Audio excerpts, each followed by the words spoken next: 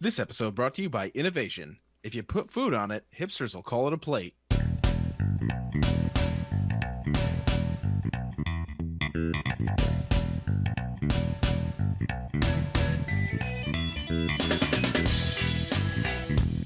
This is Hot Drop, where we bring you premier PUBG analysis, and sometimes we get some time to play the game too. I'm Dano. And I'm Cody. And let's get into it. Episode 40, we don't have a song for you just yet, but just you wait.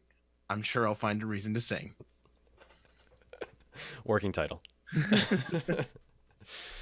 How you been? It's been a long week, I feel. I haven't really got a lot of chance to play this game, which sucks, but yeah, I'm good. Students have left, so things are slowing down a bit. I've been able to hop in and ban a few people from the Discord who have been a little sassy with me. Some people who don't think I have an angelic singing voice. The huge. Deserved. Yeah, for sure. Other than that, I'm hoping to find some more time to play, get outside, do some yard work, get some stuff done. Yeah, nice. Yep. It's springtime here in Boston, so, today with pouring rain, there was an inch of rain in our office lobby, which was nuts. Luckily, I got out of there before it swept us away, but it was pretty nuts. So now, just been really busy. I just haven't really had a lot of time to play this game, so it's kind of a bummer. Allergies are hitting me pretty hard. It probably sounds like I'm sick. Just all around a rough week in general, but we're back. It's only Tuesday. I know.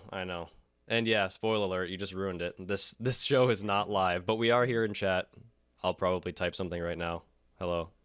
What's gonna suck is that we're probably gonna miss an update tomorrow or something. Yeah, that's the problem with doing these pre-recorded shows. But we have noticed there have been a couple of these we've done in the past, and it seems to just be a little bit more relaxing on us, a little less stress, more flow. I think it's good to be a little more relaxed sometimes on these shows. We get to really, if we screw up, we can edit our thoughts in and just make it flow a little better for you guys. Yeah, for sure. And it seems that a lot of the people who are really active in our Discord like it better when we are doing these pre-recorded versions and we are a little bit more relaxed and we can interact a bit more. We don't feel like we're keeping to a timeline because we want to get to play the game after the fact. So I think we're going to stick with these for a while until we feel any need to change. And we were lucky enough this week to have some viewer feedback in our Discord, which we really enjoyed. Yeah. That was so great. Dan, why don't you dramatically reenact these hot dropper reviews? All right. So the Discord, as you guys have known, we think we plugged it no less than 7 times last episode. It's been popping. It's been really growing, and it's pretty exciting to see. So we're in there most days. And to give you an idea of what the Discord is all about, we got a couple reviews from avid Discorders. This one comes at us from Fugly. He says, "When I joined Hot Drop Discord, I lost my job. That's when I knew the fam was for me. They knew what I didn't before I even joined, that I didn't really want that job as much as I thought. Thanks, Hot Drop." Beautiful words, Fugs. Beautiful words. And Jammy says, "Abandoning all your responsibilities as an adult can be daunting. I don't know where to start. That's when I discovered the fam on Hot Drop. Talking in Discord, I discovered other people just like me, irresponsible, tiny concentration spans, and super fast twitch reflexes. Now I never leave the sofa. Thanks, Hot Drop." More magical. It's just music to my ears. It truly is. I just got so warm and fuzzy just saying that. It's beautiful. So anyway, clearly we're a lot of fun in our Discord, or at least our fans are. Hop in, talk shit about me. I'll ban you. It'll be great. I encourage it. I write the word ban. Oh, that's basically the same thing as banning them. Yeah. Emotionally ban them. Many exclamation points means it's banned like really hard. It's a really, really firm ban. But we've been talking about a lot of little changes to the stream, what we want to kind of do to grow a little bit, and we were talking about community nights a little bit. So why don't you explain a little bit about what we think those will be? Yeah, so we don't really have a solid a plan yet. We're sort of very in the intro phases, the discussion phases of this new event.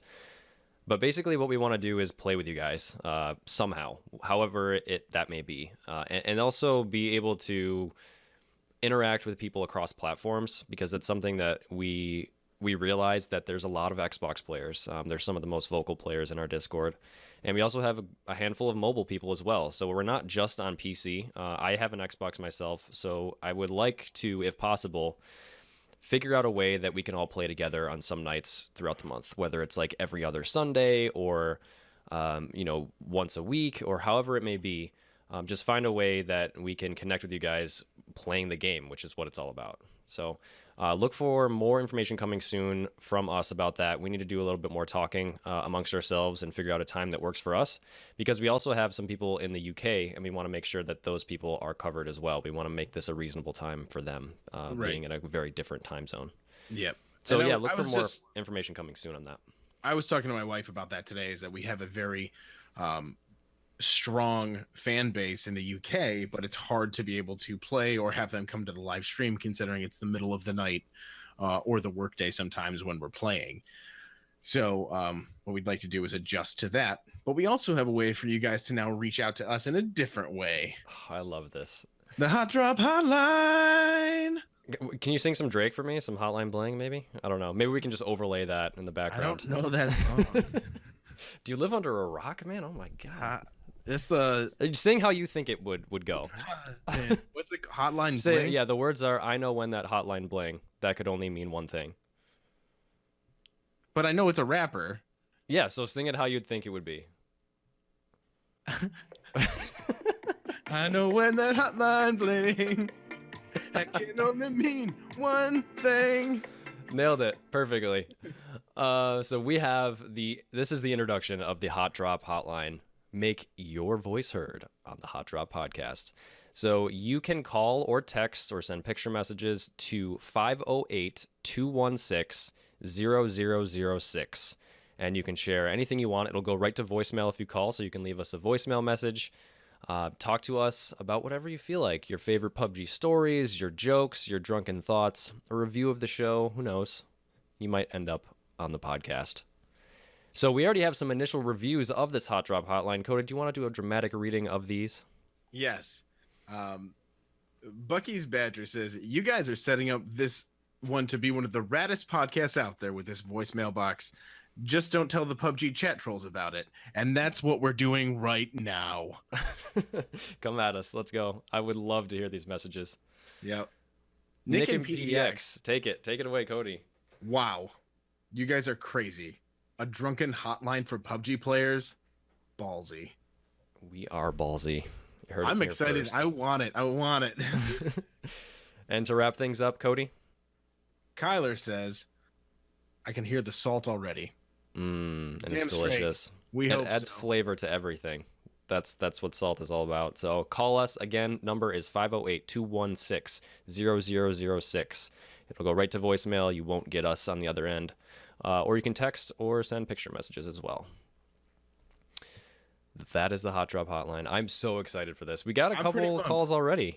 We did. We got a few calls from some anonymous unknown numbers. However, they sound a little familiar. We'll have to play them. We'll see if everyone else maybe has heard these voices before. I don't think they have, but they have a little bit of familiarity. So let's play a few right now. Well, hey there, Hot Drop Hotline boys. I love your show. Great show. Y'all do a great job out there, especially that Lord Beer Face kid. Great kid. Especially that Lemon John, too. That Jonathan Citrus. But that Dano, that kid's got to learn a thing or two. I don't think he knows nothing about this game of PUBG, and he needs to get off his show. He is just terrible, terrible, terrible. That is all. Bye. Hey, my name's Matthew, and I just wanted to call and say that I'm a big fan of the podcast. Anyway, I just love that Lemony Snicket fella. He's so cool. Give him more segments. All right, later, dude. Hey man, this is Roger Balsack.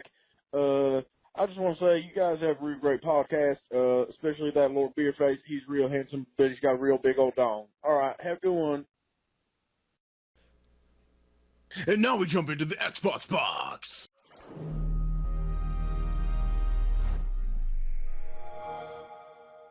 The Xbox box. What do we have this week, Dan? Well, we're going to cut a hole in the box, open it up, and it's a bountiful harvest of news, community chatter, and a gameplay tip. Cool. Take it away. So for news, we have Miramar is back. Not fully, was back, I should say, because it's gone. All right, back up. Miramar was here. It's gone. It was here for 3 days. They did round 3 of testing. This lasted from Friday, May 11th through Sunday, May 13th in U.S. time. And Miramar was available in solo, duo, and squad, so you could... we actually woke up on Thursday to a nice little surprise about this. They didn't announce this beforehand. Yep. So it was cool for the Xbox guys to get a little bit more time in on the desert map. And unfortunately, we don't really know what's coming next. But we have a little bit of inside scoop. Like I said, if you dig deep on those interwebs, you can find some information in the form of tweets. And this tweet comes from a person named Nico. He's an executive producer at Microsoft. And he says, we'll be pushing one more PUBG Xbox One public test server this week. And the goal is for this to be the final public test before we bring these changes and improvements to live. So look for public test server hours via official channels at appropriate time. Specifics regarding live timing to come at the end of the week. That's incredibly exciting because now we're going to see this. They're probably going to disappear for about a month and then bring it right in. I think the month is the latest that they would bring this out without bringing it Miramar fully in. Yeah, I think you're right, because it's so far to being done. Like, I played it the first round of testing and it was ready to go. Like, it didn't feel like it was in any way the shape Savage was in when we first tested that. Like, that was a map in progress. Miramar's done. It's just getting it optimized, I guess. I don't really know what else to work so that people don't Play-Doh and their games don't crash and all that kind of stuff. So yeah, look forward to that, guys, because you got it a lot faster than we did. Yeah, for sure. And it was a lot of fun. And you guys on Discord have been saying how much fun it's been. Like, you guys are really missing it, which we feel you, because we feel the same way about Savage. Yep. So no, Sanok, fun chicken. I'm just gonna keep calling it Savage. I'm sorry. Yeah, Savage it's just cool as weird. hell. It's just strange. So yeah, we're gonna stick with the OG name. Yeah. So we got a lot of community chatter this week, and you know more about that since you belong to that Xbox community. So I do. Yeah, there was some chatter that we got in the Discord. Overall, it was mostly about Miramar still. People are playing it. People in our Discord are playing with each other, which is super cool. So you can obviously jump in there. I'm going to plug it one more time. Jump in there, find some Xbox homies to play with. But we had some feedback in particular from Nightman that I wanted to highlight. So he is having a little bit of trouble recently. He's a little frustrated, and I feel you. Because he's the enemy of the day, man. Yeah, the what do you call it? The arch nemesis, if you will, of the Dayman.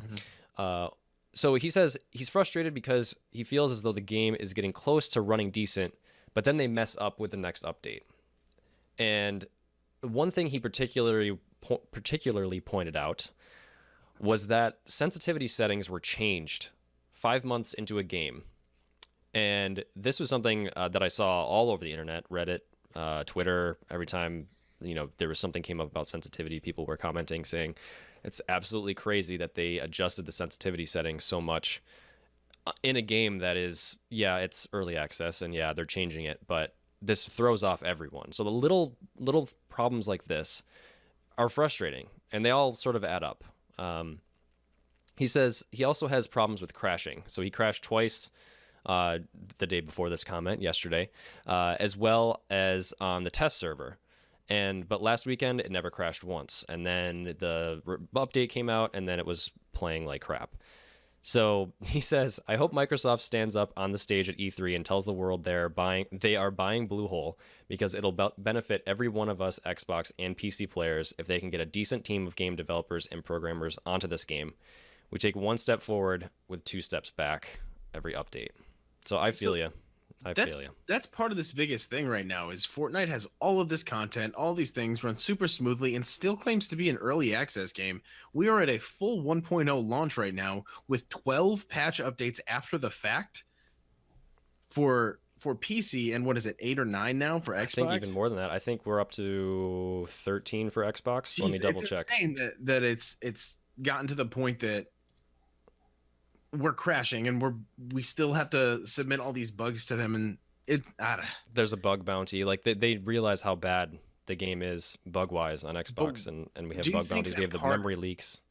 Do you think that part of it is because they had maybe some sort of wrong coding at the beginning of the game, and now they're trying to work with what they had? Yeah, it's I think it's all just because it's a port. You know, it started out on PC and it was never really great on PC to begin with, and now they're porting it over to the Xbox, and it's still the same game mostly, but they're customizing it to fit the Xbox, but it never really ran well on a PC, which has way more performance power and CPU power and graphics power than Xbox does. The one thing that they do have going for them is they're only coding it for one device. This is like what Apple does with the iPhones, right? You know, they have this closed walled garden, right, of apps, but iPhones perform so consistent because there's only a few devices that they're making applications for. So like I feel like that's a benefit. Like they should be able to customize this specifically to the Xbox components and make it run very well. But it's just right now it's not in a great state. And I understand like some of the problems that he's reporting are from the public test server, which is, you know, even a build that's different from the live one. But the live one has problems too. We had a lot of problems trying to get queued up together. There's crashing happening that they know of. There's the Play-Doh effect happening. And these are getting better over time. But yeah, like you said, we're 13 patches in, and it's still in a pretty rough state. Not to mention all the content that's missing compared to PC. Right. So it's kind of sad. And like the one thing that I wanted to mention, because when I was thinking about this today, I was like, by this rate, by the time this game is fully released, Xbox players will be done with the Battle Royale craze. Fortnite will be old news, and everyone will be on to the next thing. And then PUBG on Xbox will be like, hey guys, we just fully launched like a year later. I could see this being about a year until it comes out on Xbox at this rate. That'd be terrible. But 6 months, we'll say, to be a little more realistic. Yeah, I mean, but even so, like maybe PC players at that point will just say like, this is not getting as good as it should be. Yeah. Yeah. Especially when they open up our war mode event and it crashes the entire system. Yeah, it's not just Xbox that we're complaining about. Yeah. That was I'm still salty over that. Well, the biggest thing with that is whether or not it was like a software issue or the fact that a lot of people were playing, that tells you something about the game either way. It tells you that you're doing something wrong when you're building it, or people are so eager for something new and cool that they broke it because they all hopped on at once and went, finally something awesome. Yeah. So moving on, let's go on to your gameplay tip. Make us feel a little bit better here, Dan. Yeah. Except for Jammy. Except for Jammy. My gameplay tip is that controller preset B, and a lot of you guys might know this, but it's not the default setting. So if you go into your system config, go into the controller settings. I think it's under general. I'm not totally sure. Probably wrong. But go to controller layout and change it to preset B. And what this gives you is a hold left trigger to aim down sights versus pull once at like a tap mechanism to tap it to aim down sights. And this is something a lot of people brought up in our beginner tips, which you guys are going to hear about in a little bit. People talking about how when they started, it was a lot easier to adjust to this game when you had a hold left trigger to aim down sights and then a release that and then you can release that to, you know, put your weapon back down again. So it's more in line with how Battlefield and Call of Duty, the shooters that you grow up on, do their controller layout scheme. So yeah, that's my tip. There's also another tip, Superman punching. So Jammy got pooped on. I'm just concerned about why you didn't choose to say Jammy got jammed. Jammy got jammed. Shit. He got pooped on. He got pooped on and jammed. Yeah. By the Superman punch. The Superman punch, it's the deadliest, hardest thing, minus the crossbow. Extremely difficult to do, but oh so satisfying when you pull off. That soft thud. Oh yeah. Even the only thing that beats that is the sound of the pan hitting someone. That slightly metallic sound. It's so good. But anyway, the Superman punch is where you run forward, jump, and punch while you're in mid-air. And doing this knocks the player that got hit by it down to like, it's something like 70 damage per hit. It's ridiculous amount of damage per hit. So you can take someone out, I believe, in 2 Superman punches. So if you can time your jumps just right, it's going to put you head and shoulders above your enemy who is just being a little peasant and punching you while standing still. That's not going to get you anywhere. So that's been your Xbox gameplay tip. That has been. We got one little bit of Twitter feedback, actually. Is sort of a correction from last week. So on Twitter, which I use every once in a while, and it's cool to see that people reach out there. Draven in Discord said, in episode 39, Dan, me, says to keep the stick dead zone alone and train muscle memory as far as sensitivity goes. He says, think of dead zone not as a setting, but as an input latency drop. The lower you take your dead zone without stick drift, the faster your controller responds. It's vital, not optional. This is something that I wasn't really sure what it meant, dead zone, but I got schooled a little bit by Draven, so thank you for that. Basically, you want your dead zone to, the lower you can take it without the stick drifting, the better you're off. So basically, the dead zone is an adjustment of when your thumbstick is standing still. If it is slightly moving left and right, that is, the dead zone is where it doesn't move at all when you let go of the stick. That's what I understand. And again, I could be wrong. So Draven, if I am wrong, please tweet at me again. I said to him, thank you. My lack of Xbox controller knowledge is showing. And he said, also, if you have an Elite controller, put your bottom left and right paddles to lean. But other than that, and turning aim acceleration off, there's not much that can be done about how lacking in precision the controller is. All right. So that is a little bit of tip from Draven. So thank you for that. And that is your Xbox box. It's a small box, but it is a delicious box. And thank you, all of the Xbox people, for your feedback this week. And now we move into the personal computer place.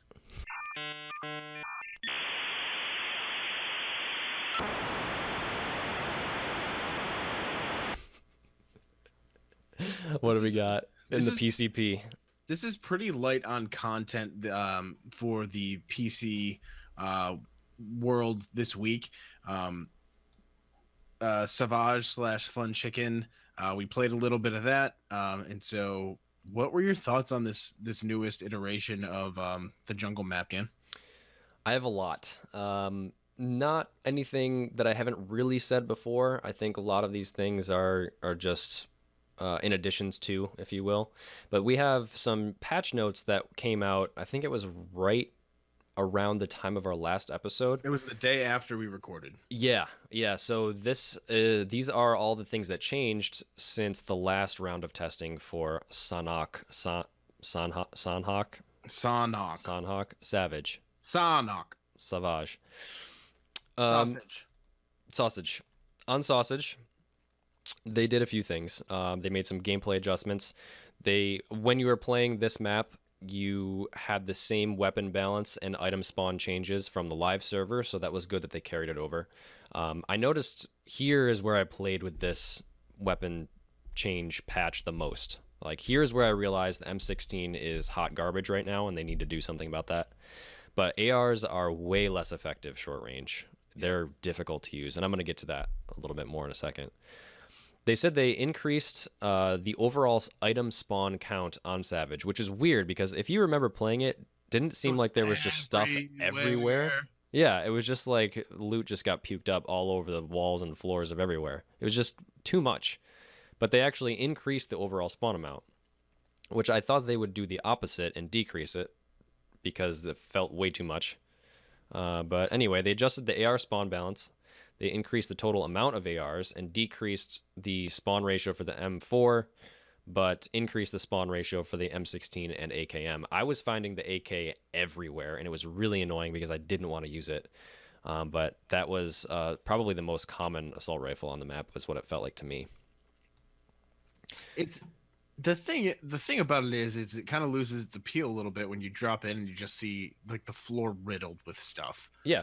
You can get anything you want within the first 2 minutes. Yeah, you don't have to worry about it, and that kind of takes a little bit of the fun away.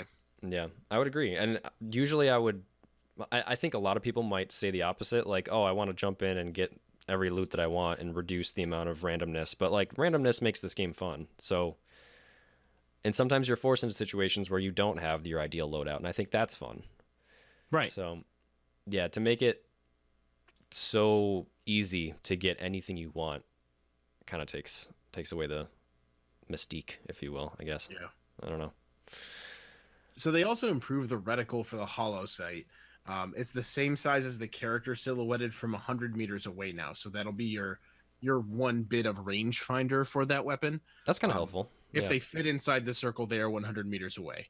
Yeah. If they are smaller than that, they're more. If they're bigger than that, they're closer. Yeah, that's cool. Do you notice how small this is compared to when we saw the reticle on? It was during the war mode. Yeah. But wasn't it just huge? Didn't Massive. it look so weird? It kind of got in the way. Yeah.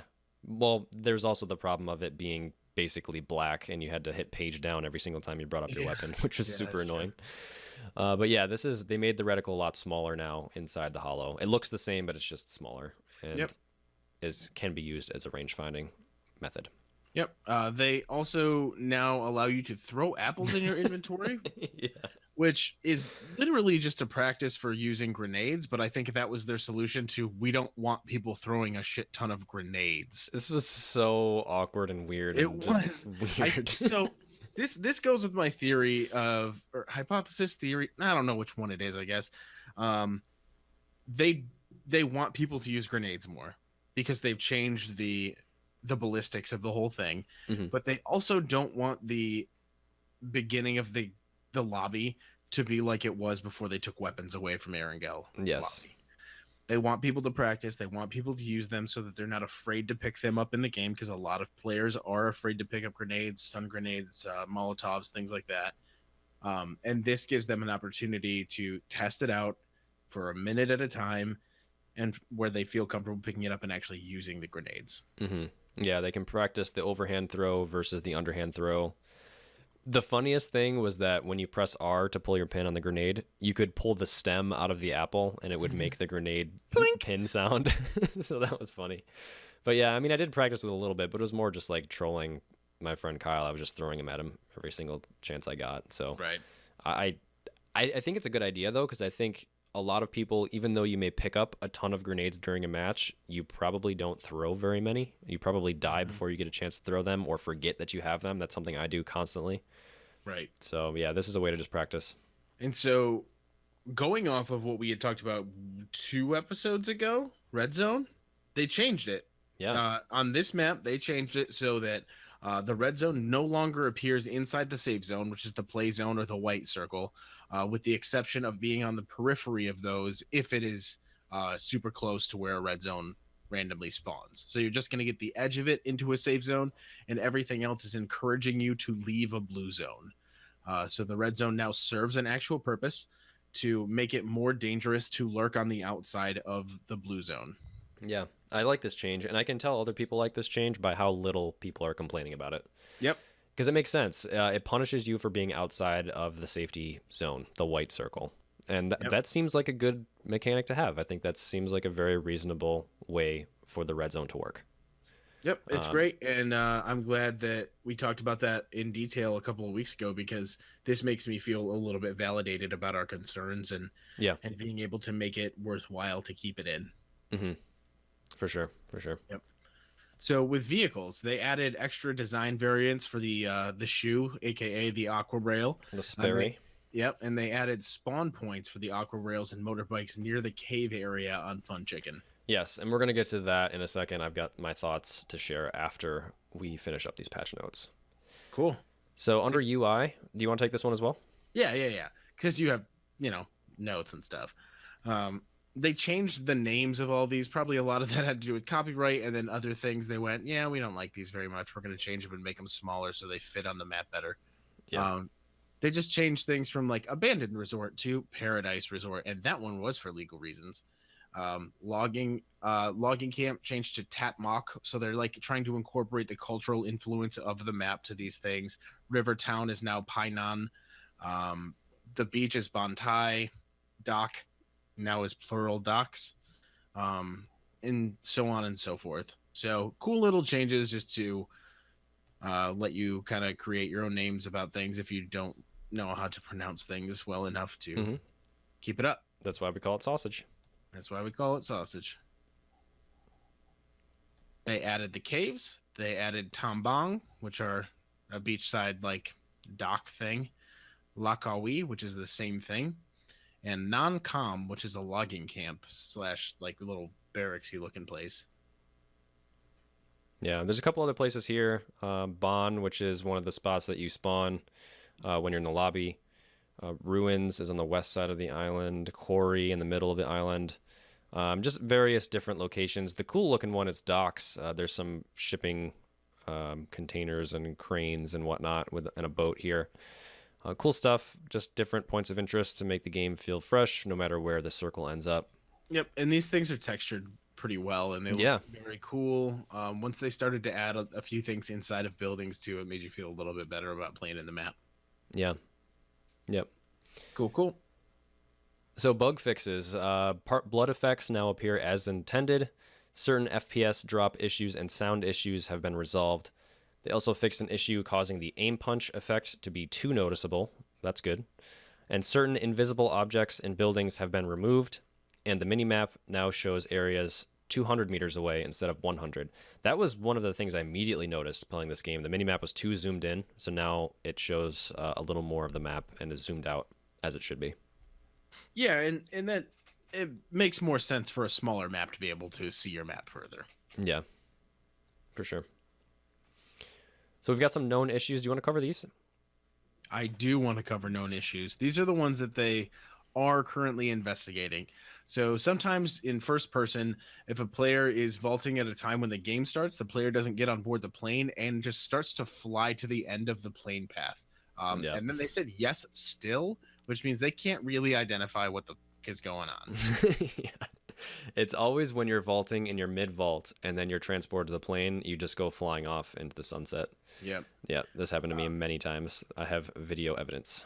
Yeah. When using the death cam, sometimes players disappear or weapons become invisible, which if you really think about it, if you want to give me a death cam and the option to report somebody with that death cam and it doesn't work, you are making your life harder, Blue Hole. Mm-hmm. And banning people who shouldn't be banned. Think about how many people have been banned or reported because you can't get things to render in time for a replay system.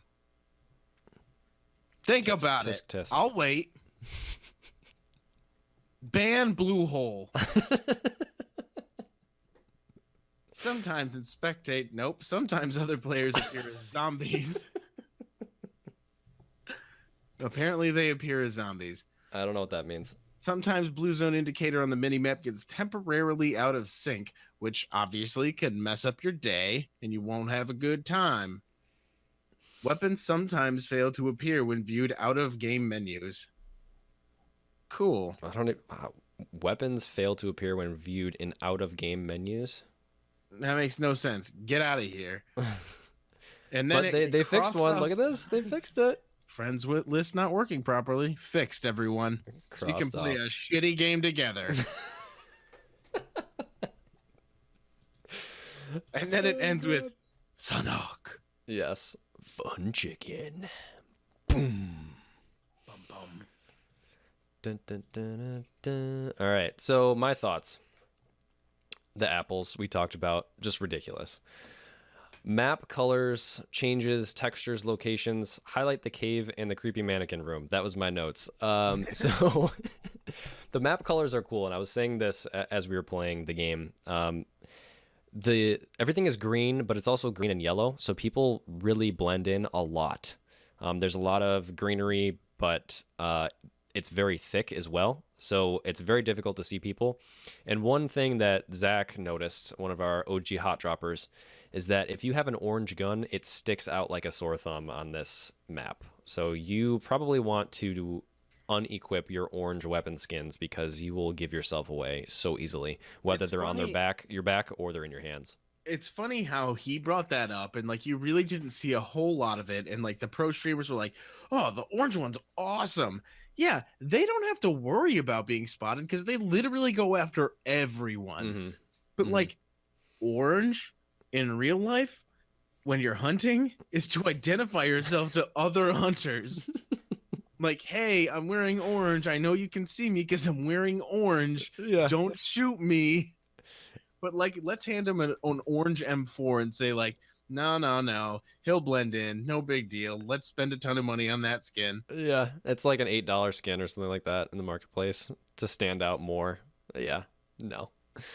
Get rid of the orange skins. There is a cool thing you can do in game actually when you pick it up. You can unskin it, and I'm completely forgetting what key it is. It's like Control Shift right click or something weird. But the UI does help you with a button prompt at the bottom right. I think it's when you hit Control, it tells you that you're going to. It tells you the buttons necessary to unskin it. So I changed my orange Car 98 on the fly to a default skin, which was pretty sweet. Textures are better all around. We've got, instead of checkerboard patterns, we've got some cool designs in the ruins, like the Paradise Resort. All of the places that were previously checkerboards are now correctly decaled and textured, which is cool. This map looks very, very close to completion because of that. Like, I didn't find anywhere on the map that I was like, wow, this is a very incomplete section. Like, they need to fix this before they can go live. Like, we're very close to it's gotta be in June, right? I would have to say, yeah, and the next month and a half is what we're looking at. I would agree with that. The coolest spot on the map that I've found so far is the cave. And what happened when we first went there is exactly what everyone on every piece of social media said would happen, which was you parachute short towards the giant hole in the ground, and your parachute gets stuck on the hole and you fall. Luckily, this time there's water at the bottom, so you don't die. But if you hit it just right, you will die. They need to figure out the parachuting. Like, get rid of the object collision with the parachute because it's breaking certain areas of the map, this spot included. That's on all 3 maps. It's on all of them. Yep. It's just a broken system. But the cave itself is awesome. It's a very deep hole in the ground that has water on the bottom that you can jump from the top all the way down through and into.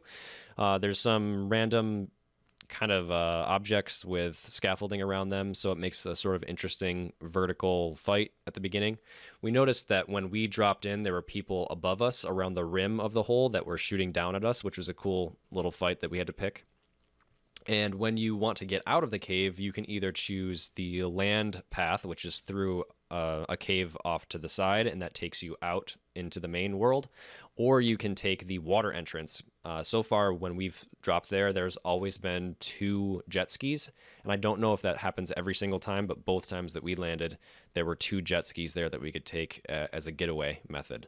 So it was a really cool spot to land, and I think a lot of people know about it, and it's a pretty hot spot because of that. And there's not that much loot there, so it's enough for a squad, I think, to get a 1 weapon apiece, but I would only land there and expect to get kitted if you are in a duo, because there's just not enough of the stuff there. But it's a really cool way to drop in and then take a jet ski out into the world. It's a fun little spot on the map. The Cave of Mediocre Wonders. We did some sick cave jumping, though. Kai guy from the roof all the way in, straight through the hole into the water. It was beautiful. I got a screenshot of it.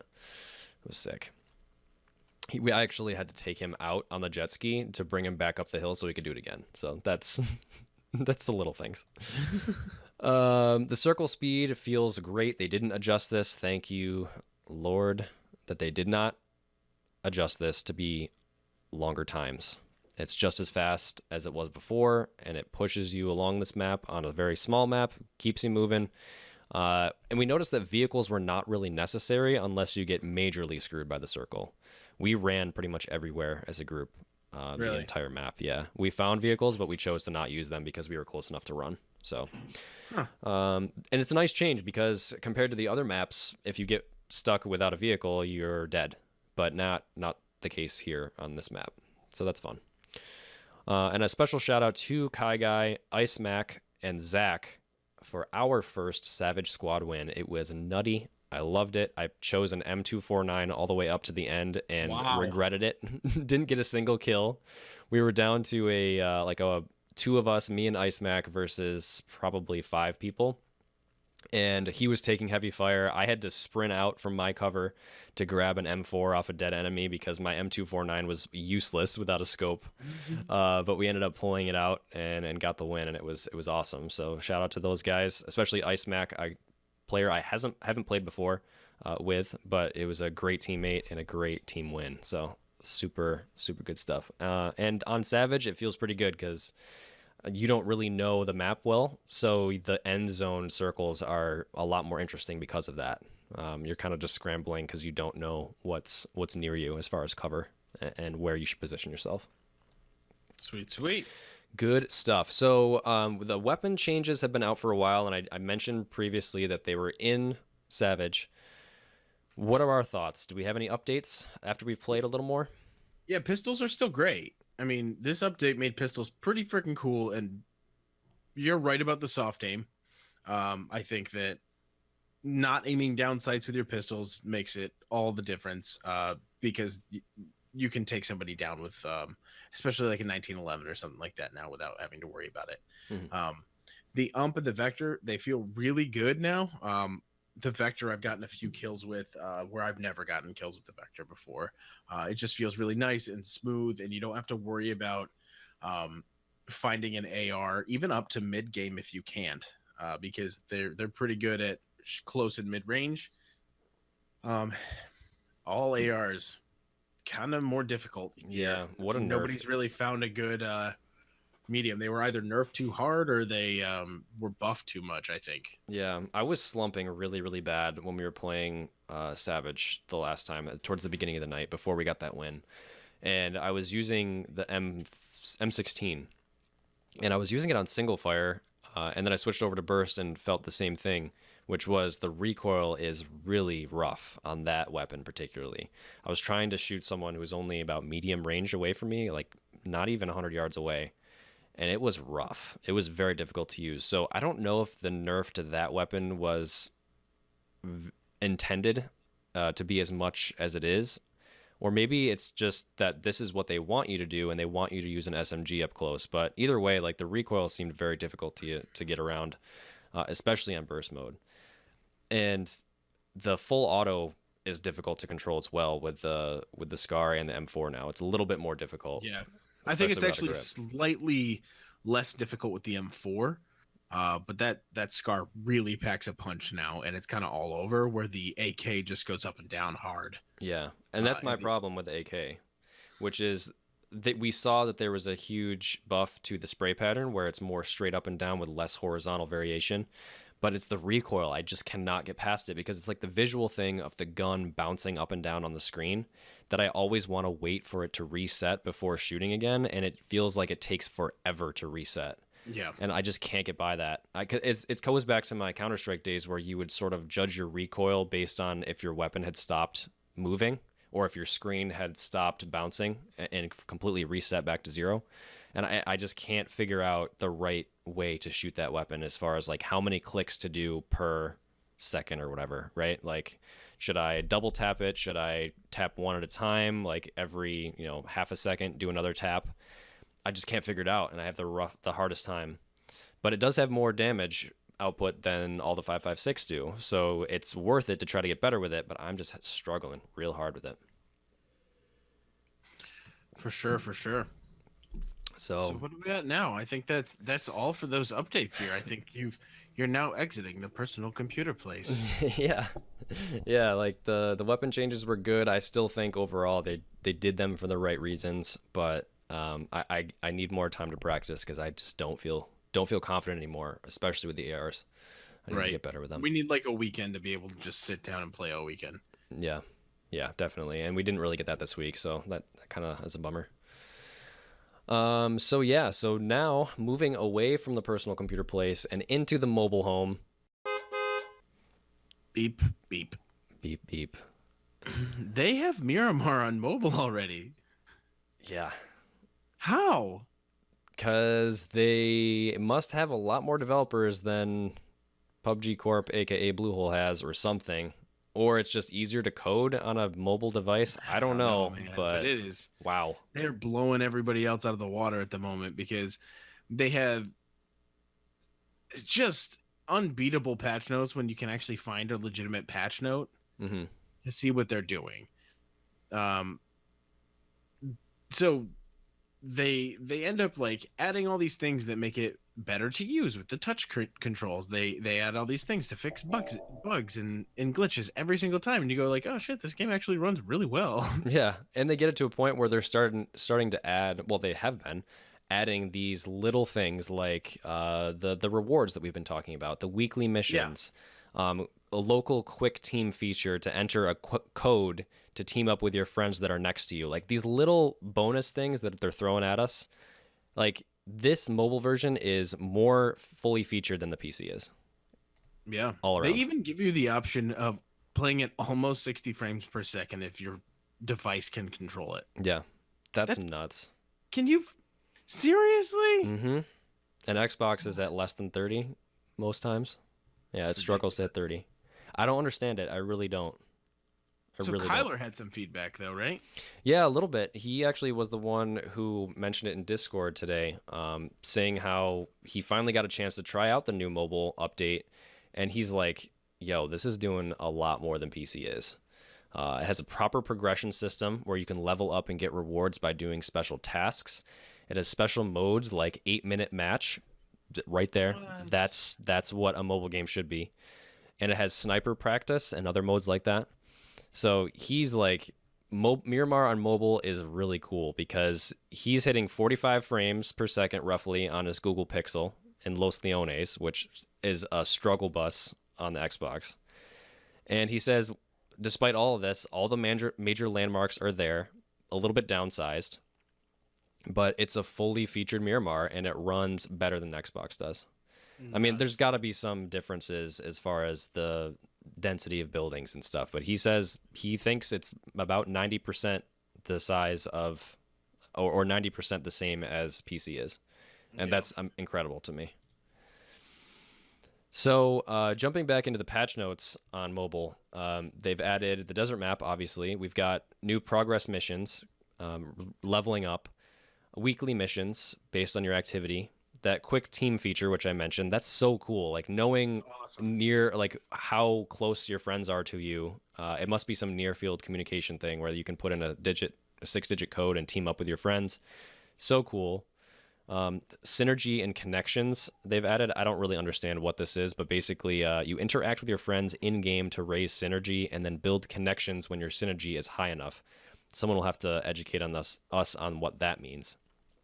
But they've also added regions where you can choose your region and flag, language-specific chat channels, so you get grouped with people that speak your language, more avatars, more rewards, added a shop where you can preview and purchase new outfits and items, a secret stash where you can purchase discounted items, and they also did a whole bunch of improvements like smoothing out the spectator mode, smoothing out the camera in the parachuting screen. The sounds have been optimized and made a little bit smoother. Parachuting speed hasn't been increased to match the PC version, probably because they now have it optimized where they can load the buildings fast enough. Yeah. So they made the parachuting faster. Climbing check during running has been improved. Picture styles are now available on all devices, which I want to highlight in a second. And then sound effects for breaking doors, and improve the display for personal information and results, and improve the team invitation flow. So much. Like, it took a while to get there, obviously, but the amount of content on the mobile version is just amazing. I cannot believe we're walking around with a device in our pockets that plays a game better and smoother than an Xbox does. It's nuts. It is nuts. So one thing I wanted to highlight, which was those color modes. So they have 4 color settings. And do you remember back in the day on PC, they had Reshade, which was a third-party reshade program. So this is doing what Reshade did. So you have 4 color settings: classic, colorful, realistic, and soft. And what this does is just change what it looks like. It makes the game look more colorful, more vivid, or you can choose to make it look more like the classic mode, which is, I assume, is more like PC. You can make it look realistic or soft. And it shows you a different screenshot in the settings page. And these effects this change takes effect immediately after you select it in settings. So it's got built-in reshade. It's something that PC players were complaining about for a long time after it was taken away. But now you have the option built into the game. So why can't we have that on PC? Why can't we have that on Xbox? It's nuts. It's nuts. That's crazy. There's so much. It's the fact that there's so much is great, but the fact that Xbox is so far behind is what's so mind-boggling to me. Yeah, I don't know. Yeah, I don't know how much else we can say and how much else we can complain about it, but I'm sure we could complain. oh yeah, there's no shortage of oh god, I can't talk today. There's no shortage of salt on the Hot Drop Podcast. So all right, so I think we can probably move on into everyone's favorite segment, which is John makes My a great friend point. Jonathan makes a great point. From across the pond, still across the pond, and we're combining this with another segment. Cody, what are we doing here? This is something new. The question of the week, Jamagpy. Jamagpy. John makes a great point. Jamagpy. So yeah, this is a combination segment of John making a great point and the question of the week. We're gonna run through every single response that you guys gave us up until the year of our someone's Lord, 2018, May 15th, 9:41 p.m. All of your comments are accounted for, so listen for your name because you will hear it. And we're going to just have a discussion about all of your comments and all of your beginner tips, which were, by the way, what was the question, Cody? What do you wish that you knew before you played Plunkbat? Player Unknowns, Battlegrounds, Plunk Bat, get it? Let's just listen to John make some great points, okay? Okay.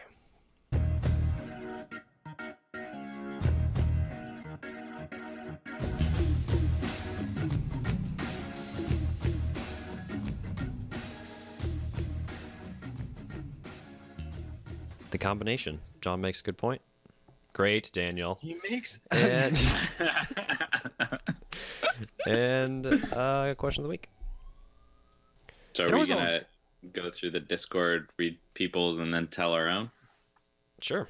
We don't even have to tell our own if you don't want to. Theirs. But We could go through every one of them and say how dumb we think. Oh, it is. that's the rip plan. all the questions apart. Mhm. That's the way it was posed to me by Dan. I think he hates all of our fans. Chances are good. So let's kick it off.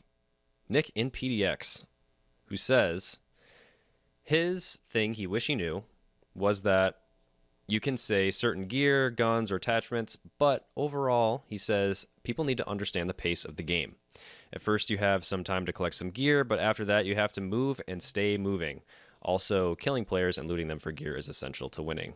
Seems sort of self-explanatory. However, I think that you might not always know that you can loot your dead enemies, so I'll give him that one. Jumping into this game and not knowing the pace of the game was very hard. I had no idea what was going on, or like I understood the gist of the circles, but I did not understand what that really meant at its core. So I just followed. Yes. One of the quotes I think we can pull from back in the episode where I interviewed you for the first time was you saying, me saying, let's go, we have to go now. And you're like, why do we have to go? Why are we moving now? And why are we going this way? So that's the pace, I think, that you didn't pick up right away. And I remember talking about. That's interestingly insightful, though, that you were trying to figure out why rather than just saying, okay, let's go. You were like, wait, explain this to me. Yeah. Because the pace is something that you can't really just tell someone, like, you can't count down and be like, okay, you move now. It's very dependent on all the variables. Mm-hmm. So, yeah, I think that's a pretty good tip. Yeah, it's pretty hard to break it down and explain to someone on the fly, like, we're moving here because this. Unless they have some kind of background in shooters, that will help them. But yeah, it's tough to explain and difficult to grasp immediately, I think. Yep. All right, moving on. Nightman. Enemy of Dayman. That's right. Said, get a decent set of headphones. Sound is everything in this game. When getting shot from a distance, it's usually the second sound you hear is the direction they're shooting from. And just play to get the kill, and then you start getting 3 or 4 most games for the win. It's a long time playing to get an average at this game. Yeah, I mean, the headphone thing, you can't play this with speakers. It just doesn't work. It's awful if you try to play it with speakers. But you're right. It takes a long time to just be okay. You can't jump into this unless you're just a rock star and have a lot of experience with games like these. Mm-hmm. Yeah, the skill ceiling we talk about a lot, but it's massive. And even the skill curve to get up to speed to be even decent is pretty high. Yep. So you're going to take a while. Don't expect to be good right away, for sure. Or at all. I have a podcast and I still suck. Even that. Yep. I'm going to point out that Nightman is an Xbox player, so this is especially kind of a more difficult or like helpful tip for Xbox users. It's a lot of PC gamers will have a headset already because that's how you talk to people, but not necessarily Xbox users. Mm-hmm. Yeah, that's a good point. I think this is the... Thanks, Daniel. That's something on console you can kind of get away with sometimes with games, but not this kind of game. You have to use those headphones. Moving on into Fugly88. What happened to Fugly87 all the way down to Fugly0? We don't ask about him. Them. Okay. Map awareness and familiarity, he says. Beyond all, if he didn't learn where he's at, where he can go, and what routes or areas he can expect enemies and teammates to be, then his gun skill doesn't work, and he feels that the less he has time to process that, the better you get. That's a little confusing, but moving on. I call stuff out in my head and to myself all the time for practice. It helps with getting to know maps and buildings. Also, I think it's important that you familiarize in your own way. If that building is red and that's the first effortless thought, go for it. Red building it is. Sorry, this doesn't really answer the question as it seemed to be specifically geared towards something we wished we knew as beginners, but I'll leave it up anyway. LOL. But I think that highlights something that we talked about before, which was how we use callouts. I think this is what that reminded me of. Like John and I are very used to calling out based on an object or a landmark, and less so on the numbers of the compass, for example. So yeah, to be able to familiarize yourself with places and call out locations is very helpful to your teammates. And that's the thing that like even the pro gamers have, is they just know everything about these maps to the point that they can call out like a specific bush and know exactly what's going on. Mm-hmm. Yeah, and the fact that it brings in gun skill to it, like it's not just getting used to the map, but we've had this like when Miramar first came out. It's difficult to play at first because you're not used to the building layouts and that kind of thing. But he brings up gun skill as well, which is like it's another thing you have to think about if you're exploring a building that you don't really know what the layout is, and then it's just one more thing to concentrate on rather than finding the guy and getting the kill. Yeah, and that was a problem we had with Miramar when it first came in, is we couldn't figure out what the layout for the buildings were. And we talked about this in the podcast in the past too, just like running into a building and your friend says they're upstairs and you have no idea where the staircase is. And yeah, your gun skills might be perfect and you might win a fight 75-80% of the time, but if you don't know where to expect the enemies, you're going to be in trouble. Yep. And that's big about that was big when Miramar came in, is we just didn't know the map. SPG 1972, again, not sure what happened from 0 to 1971, but he says he loved our accents from the last time. So John in Scotland, John across the pond, loves our accents. Cody, can we get a little British accent? I don't even know what to say. You can't put me on the spot like that. I don't do voices or sing. Say Edinburgh. Edinburgh. Edinburgh. There you go. He doesn't feel qualified to give beginner tips because he still feels like one himself. Don't we all, buddy? Don't we all? But he wished he'd known as an Xbox player how much more time you need to invest over practically every other game out there. 60 hours in Battlefield, I was a war hero. After 80 hours of playing Assassin's Creed, he was the god of Egypt. And after 100 hours in PUBG, he's still most people's bitch. Followed by, we have our little wienered emote in Discord, and 5 people click that in response to that statement. 6 people. Yeah, that makes sense. Yeah. Yeah, not an easy game. The thing is the time in between the combat, like Battlefield, you jump into combat as soon as you spawn. Assassin's Creed, you can basically go from fight to fight to fight to fight. Mm-hmm. And PUBG, you have to, the pace of the game is a little bit slower. Games, if you win, are like 35 minutes long, and you could get into 1 or like 16 fights. So it's kind of variable, and it takes some time to figure out where people are and where to take those fights. Mm-hmm. Mm-hmm. Mm-hmm. Yep. definitely. It's not a game, we've said it already, but not a game that you should go into expecting to be great the first time you play. Or ever. Or the 50th time. Or the 50th time. Or the 101th hour. 101st. I like 101th better. It universalizes things a little bit. It does, yeah. Second. Cody, you want to take Ford 74's thoughts? Sure. Ford 74 says, I think Battlefield has auto aim. It takes a while to get used to no auto with the controller, which is true. Yeah, all those console games have aim assist. And so it makes it a lot tougher to come in here and play this, not having the real finite skills of being able to aim like that. Yep. Yeah, does Fortnite have auto aim for console? Do you guys know? Definitely has aim assist. Does it? Yeah. So PUBG does not, and I'm glad that they don't add it to the game. I mean, I'm speaking based on watching that. Like, you can't aim down sights. It has to have aim assist, right? So I don't know exactly what kind of aim assist we're talking about. Is it like, I know that like in Call of Duty, for example, right? You pull up left trigger to pull aim down sights, and your aim like just snaps right onto the enemy player, and it's simple. It's not quite like that. It's not quite like that, right? It can't be, because that would be just way too easy. There are levels of it. Like, you can have it you know, probably similar to how aimbots work, right? Yeah, I would assume so.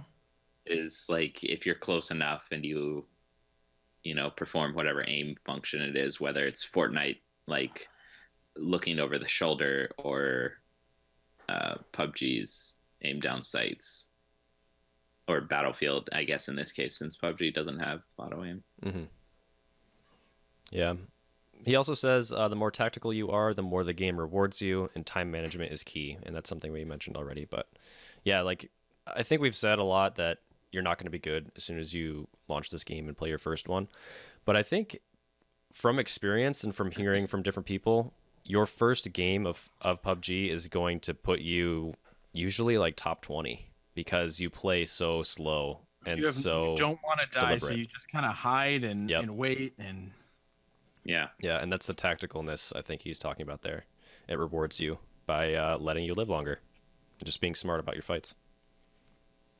Makes sense. Makes sense.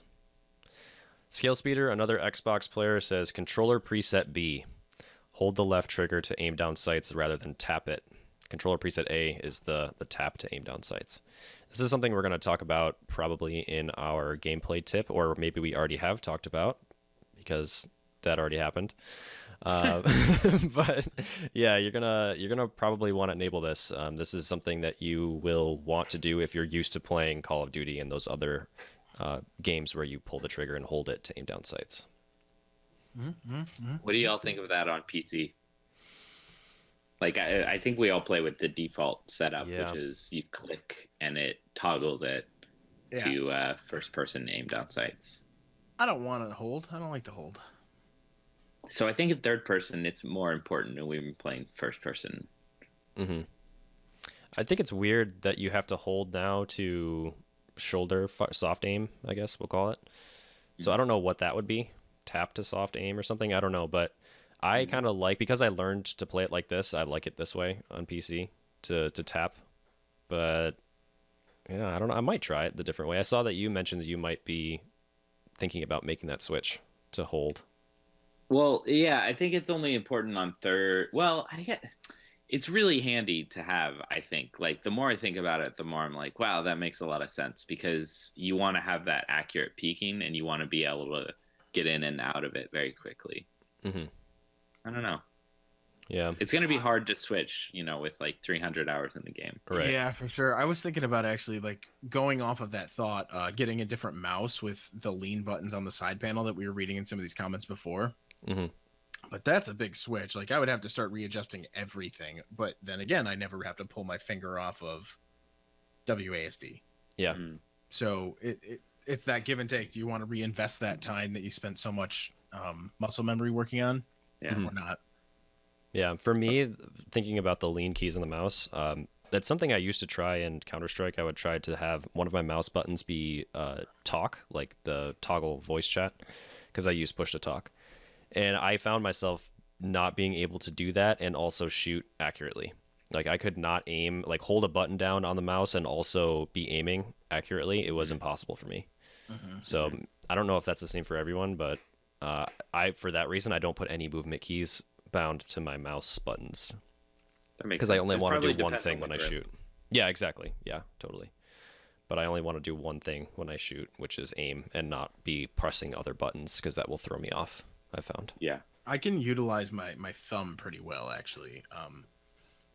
I use that for scopes and switching weapons at this point, and so when I'm switching in the middle of a fight, it's actually fairly easy. So I think I could make that switch to lean or maybe change my stances also. Going from prone to standing or anything, I think I might do that if I get a new mouse. I think it would work well for me. Yeah, I want to play with it a little bit. I want to try also switching lean. I've talked about it in the Discord a little bit. Having Q be lean right and E be lean left. And that sounds very difficult to comprehend, but I think it makes sense because when you put your fingers on WASD, if you're moving to the left, hitting A, and also moving forward, you also can't lean left. So if you have your ring finger on A, middle finger on W, it's impossible to do that and also lean unless you use your pinky, which is when pretty much impossible. Happen, though? When are you moving forward, moving left, and leaning? And shooting, I guess. Yeah, I would be like strafing left and right, potentially also moving forward. It's possible. And leaning. And leaning. Possibly. I don't know. Like, because if you want to do like well, if you want to do like what all the really sweaty people do, which is like leaning in the open field, that must be what they're doing because I see no way they can move towards you, lean, and sidestep. So this will solve that because you can use your pointer finger on E to lean left, the direction you're moving as well. So I don't know. I've talked it up a little bit, but I've never tried it, and I've heard that it's effective, but I don't know until I actually switch my settings. But it's something to try if you guys really want to mess with things. But overall, with all of these controller rebinds and everything, I pretty much say leave everything as it was, as the default was. Yeah, don't mess with it. Yeah. I might do the ADS, click to whatever it is, hold it. That would be a good segment to go over, you know. John makes a bad keybind. Yeah. John makes a bad life choice. Yep. John is jettisoned from the team because of his poor kill-death ratio due to his keybinds. It's become worse than beard faces. Nah, just kidding. I joke at my own expense. You want to take Cameron's? What do you got, John? What do you got for me? Yeah, I was gonna move on to Cameron's. Yeah, go for it. Gonna force this segment along. Love it. Great point. So he was talking about how not wanting to echo others with compass awareness, map awareness, which would be his first choice. But the most basic thing that took him a long time to realize was how much easier looting from the menu rather than trying to aim to pick stuff up. Yeah. It's a little more relevant on console, but beneficial for everyone. As soon as I got used to pressing start over every loot pile that had more than 2 items, my looting instantly sped up. Shaving a few seconds off of looting a house can be the difference between dying early or surviving. Yes. So true. And still so true on PC. Yeah. Tab looting is the way to go. Unless there's one item in the open and you can hit F and just run through it and pick it up as you run. But tab looting is the way to go, 100%. We've found stuff hiding underneath backpacks and hiding underneath clothing spawns when the clothing was in the game. Like, I've literally found an AR suppressor hiding underneath a padded jacket back in the day. So, like, thank God that clothing spawns are out, because that was... Who knows how many things I missed because of that. I forgot about the clothing spawns. Yeah, I know. Yeah. We even named it the title of one of our episodes and didn't talk about it. That sounds about right. Sounds about right for us, yep. Yeah. Yep, great tip. Very relevant on console, agreed, but also relevant on PC. Jamie says he spent the first 2 hours trying to find vehicles in the towns. The tip he needed was all the vehicles are abandoned by the sides of the roads in the middle of nowhere. So accurate. Like, why would they do that? People don't want to leave their cars, and they all left town at the apocalypse, so they left and ran out of gas. Yeah, and parked at a perfect 45-degree angle And off to the side of the car. Well, why wouldn't they? If your car goes out of gas, don't you pull to the side of the road? And then it magically refilled, yeah, like John says. Well, that's like the other people later when they came to make everybody fight to the death. They're like, well, these cars are already here. We don't have to spend money on our death tournament if we just, use these cars. Mm-hmm. We should write some lore for this game. I think this is a really good addition to that. I mean, Can we explain why they used to point east? Yeah, that was something. Programming. Do you remember that, Because Cody? the threat was west. That was awesome. Yeah, every single car was spawned. If it was spawned facing east, the car was a fresh spawn. Every single time, every single car always faced east, and they had to change that to make it less obvious. I did not know that. Yeah. Yeah. Yep. That was really easy to tell when someone was in a building. Very and easy. then the strat became to park the car east. That was the strat. Yeah, I'll get them. I'm parking it east. They'll never know I'm here. Yeah, this was good. That was good. That was vintage PUBG stuff. That was like when we had fog and rain and whatnot. Yeah. Yeah. It was, yeah. Back when the M16 could take an 8x, the good old days. Yeah. Next step. Go for it. Yeah. Where are we at? IXO Bell? IXO Bell. You do it, Cody. My pro tip for noobs is just to hot drop over and over, so there's no training mode. The only way to get good at overcoming the adrenaline rush spaz mode of coming around the corner and freaking out when you see someone is to do it until it's no longer spaz mode. Yeah. Unfortunately, PUBG has a long delay between Q and landing on the actual ground, but it's worth it to get used to it.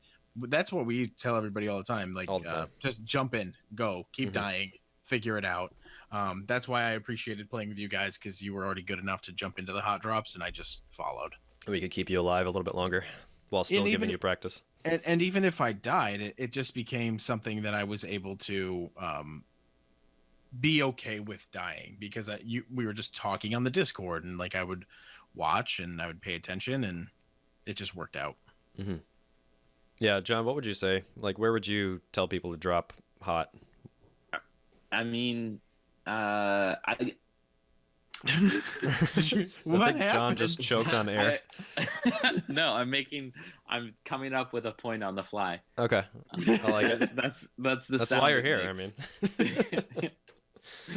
I mean, so I think the mid-sized towns are probably a good spot. We talked about them in the Discord, like where to recommend people to drop. For Erangel, I think Rozhawk, but don't drop at the big warehouse on the side of the hill. If you drop off to the eastern side, it's a little bit cooler usually, and you can work your way into town and start taking fights with people. Big and Little Power, it can have people there, but there's usually enough loot to go around. Mm-hmm. What's the one right above Power? Lipovka. Lipovka, thank you. Yep. That one's also pretty good. Don't land at the warehouses, loot the towns. Severny, Zarki is like the safest, like lowest hot drop possible. Like probably not even classified hot drop. But the best location on the map. Really good for one or two people. Squad is usually a little bit tricky to get fully geared up, but everybody I think everybody will have some sort of automatic weapon. Yeah. Whether it's like an SMG or an AR, like you can loot up and go. Enough to take the first fight you see and feel comfortable about it. Yeah. Yeah, and my top would be Novo. Don't drop crates, but if you drop on the town side, like closest to the water, I like the north side of town. Drop that, get a gun, and then start trying to find people in crates. They'll still be looting because there's a lot of loot in crates, but it's kind of weirdly spread out. It's not as condensed as in a building, so it's hard to find what you're looking for. Yeah. So you'll get people with a mishmash of gear, like they'll have a level 3 helmet and like a shotgun or something like that. Whereas you can usually go into one or two buildings, get a rifle, and then pop out and try and take down the people who are still looting crates. So would you say yes or no to school? School, so it depends on how well your thing runs the game. Yeah. Like, I know it's really frustrating. Like, if there's like 10 people dropping, it's really hard to do it. I think school is fun. It's a good training ground, but I wouldn't drop there over and over and over. I would do it once every few times or something like that, just to get the rush. Yes or no to military base? Yes. Again, it's a good learning experience. Once you get the hang of like the combat and stuff, probably not. Wean yourself off of it, because it's, especially in squads, it's just a high risk area. Like you can just die from bad luck, whereas the other places you can kind of control it a bit more. Nice. I dig it. I also dig it. It's been Doug. Matt Von Doom says, using down on the D-pad for faster healing is something he wish he knew earlier while playing on Xbox. Hotkeys. That's what's up. I love the med system for Xbox. I really do. Do you? Press to get all of the different... Okay, this is me starting. I can feel it. I'm starting to explain something very horribly. And then Cody, I'm going to need you to sum it up for me. All right, here we go. You got it, buddy. Press to get all the different meds, the different categories, and then press and hold to activate it. So you're scrolling through with the D-pad. Correct. Like, it will cycle through with the presses, and then you Press. hold the one that you want. Yes, exactly. Nailed it.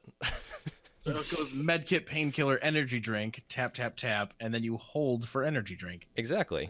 After it's selected. Perfect. Nailed it. Exobel also mentioned the meds, learning the buttons and the binds for it, or rebinding them or whatever, on PC. Yeah, that was a tough one to get used to. Not just going into your tab and right-clicking the one you wanted, and now I essentially get like bandages. I know, like I never screw it up. It's always there for me. But the others, even now, still aren't just memorized. I am guilty of this. I still go to my inventory to heal. Yeah. I don't have any hotkeys. I need to have hotkeys. I just don't. They're I should already really need to assigned. do it. Yeah, they're default. I know there's default. It's like 7-8-9-0 or something, right? Something 9 like is that. bandages. I just press them until I get the one I want.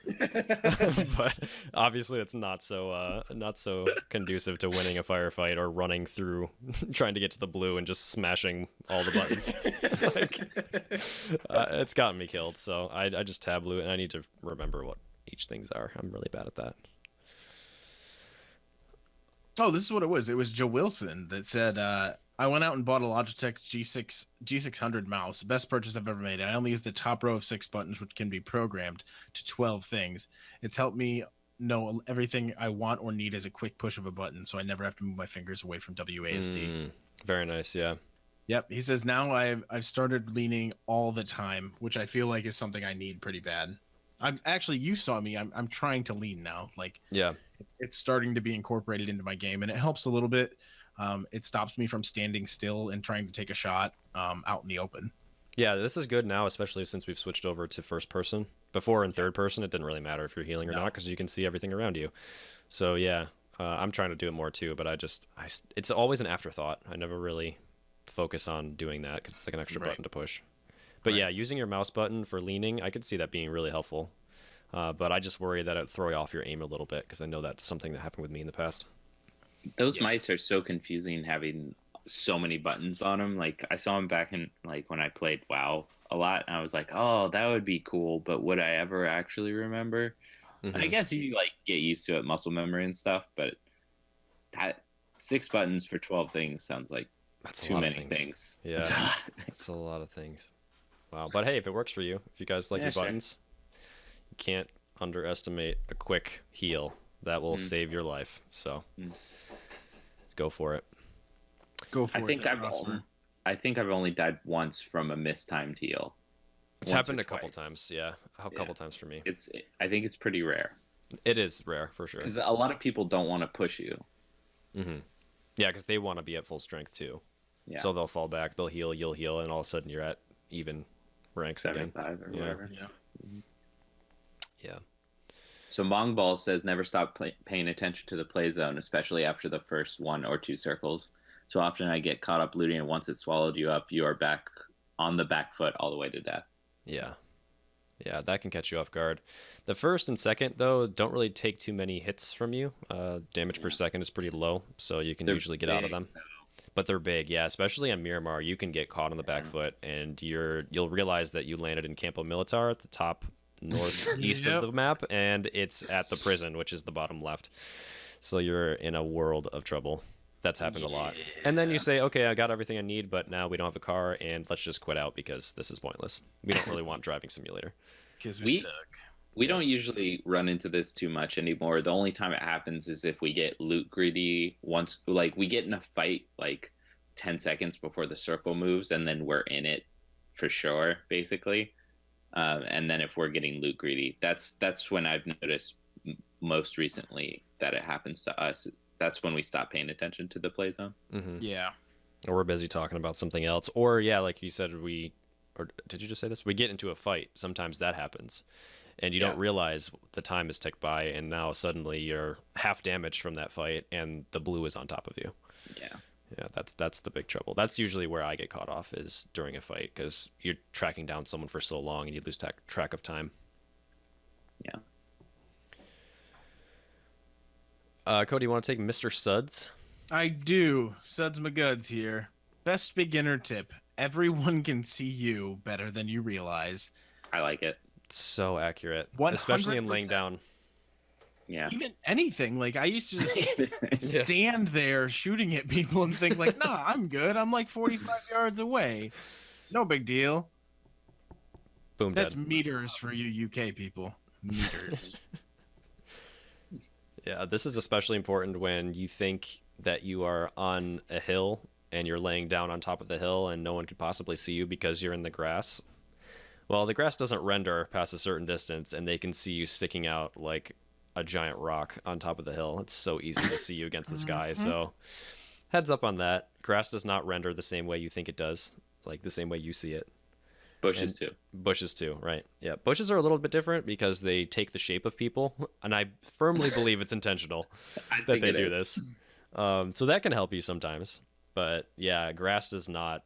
From a certain distance, it's just a smooth ground, and you just stick out from the ground, and you can see everything. So the few times this has caught me out the most is when there's a rock that is kind of cover sticking out from a hill, but if somebody just has like barely any elevation, they can see you behind it. So you're like standing on the upward slope of the hill, and there's a rock sticking out, and you're trying to take cover behind it. Mm-hmm. If there's anyone like across the way from you, they can see the top of your head.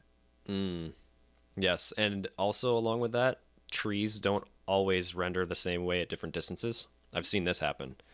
I got screwed by that one. Yeah, from a certain distance, the tree physically changes shape, so you think you're behind it, but then the tree looks different from the person you're fighting, and it's actually thinner, and they can see you and shoot you.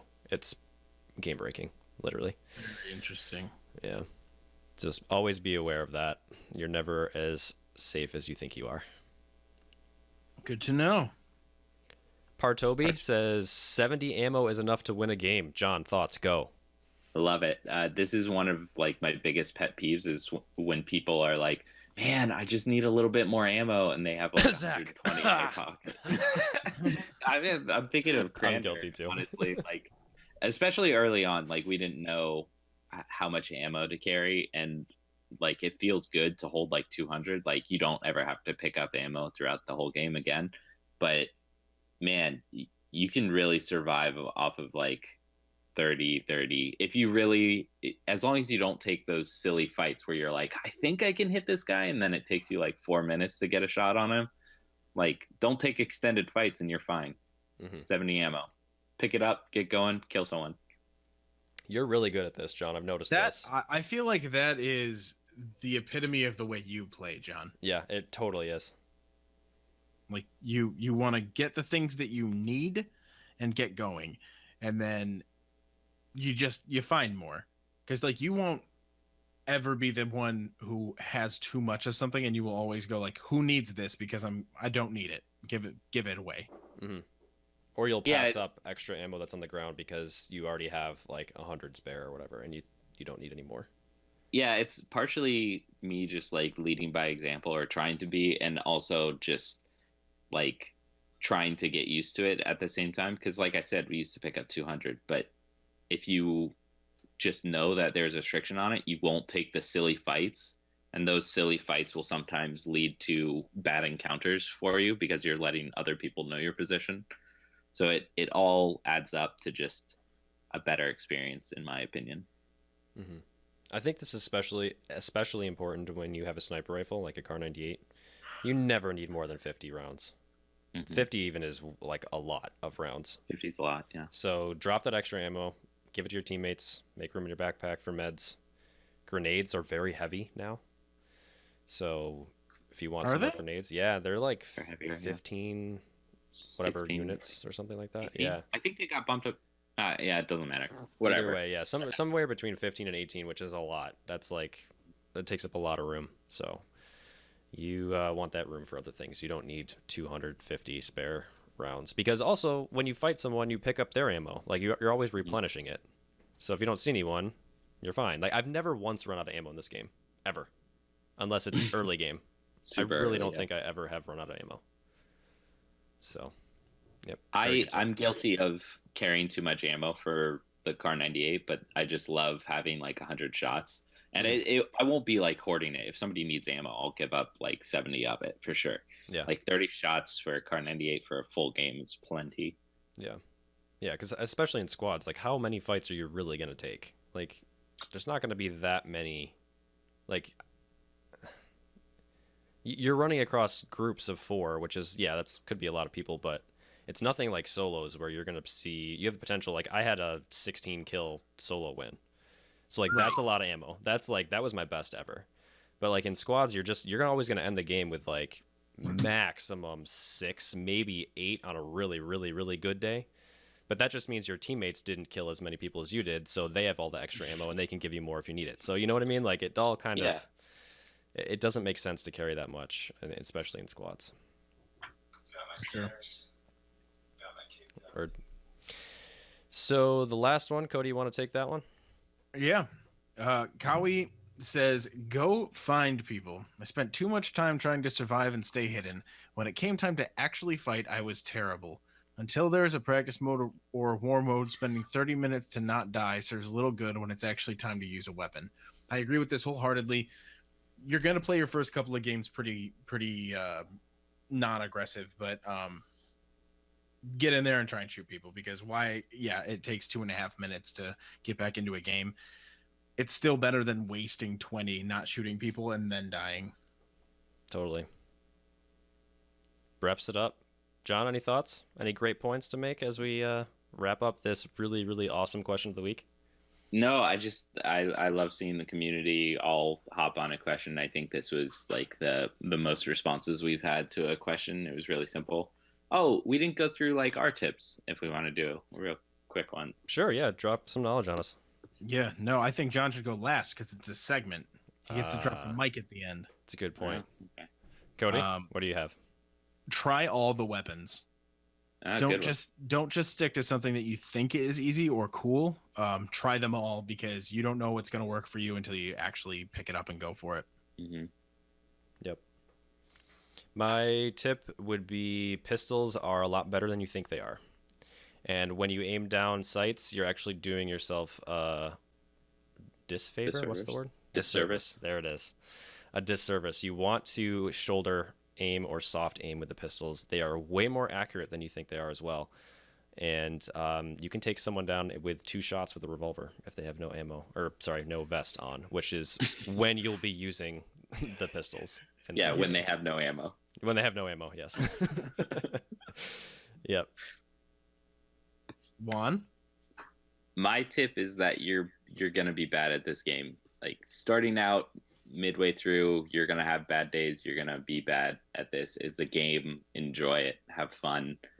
But take a break if it's making you mad. Very accurate. This has been John making just really appropriate points.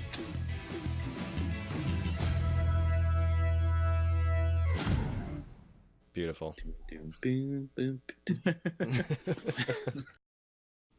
Well, that was just wonderful listening to Jonathan. I miss that man. I miss him very much. He's back soon.